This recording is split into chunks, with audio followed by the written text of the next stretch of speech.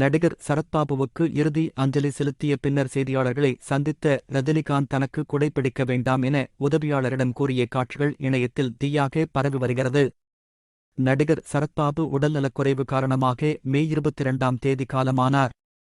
சற்று முன் அவரது உடல் கிண்டியில் உள்ள மயானத்திற்கு கொண்டு செல்லப்பட்டு இறுதிச் சடங்குகள் நடைபெற்றன.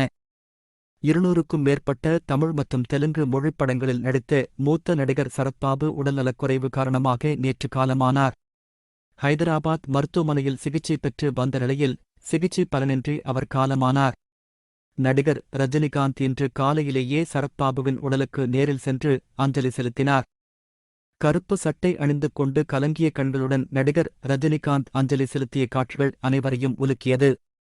மேலும் பத்திரிகையாளர்களை சந்தித்து பேசிய ரஜினிகாந்த், சினிமாவுக்கு வருவதற்கு முன்பாகவே சரத்பாபுவும் நானும் நண்பர்கள். நாங்க இருவரும் இணைந்து நடித்த முள்ளும் மலரும், முத்து, அண்ணாமலை, வேலைக்காரன் என எல்லா படங்களும் சூப்பர் ஹிட் அடித்தன. நான் சிகரெட் சாப்பிடுவது அவருக்கு சுத்தமா பிடிக்காது. நான் வாயிலே சிகரெட் வச்சாலே தட்டிவிடுவார். எப்போதுமே சிரித்த முகத்துடன் அனைவரிடத்திலும் பேசிப் பழகக்கூடிய நல்ல மனிதர். அவரது ஆத்மா சாந்தியடைய இறைவனிடத்தில் பிரார்த்திக்கிறேன் என தனது இரங்கலை தெரிவித்தார் ரஜினிகாந்த். நடிகர் ரஜினிகாந்த் பத்திரிகையாளர்களை சந்தித்து பேசப் போவதை அறிந்ததும் அவரது உதவியாளர் உடனடியாக கொடியை எடுத்து வெயில் வாட்டாமல் இருக்க பார்த்துக் கொள்ள வேண்டும் என நினைத்து பிடித்தார்.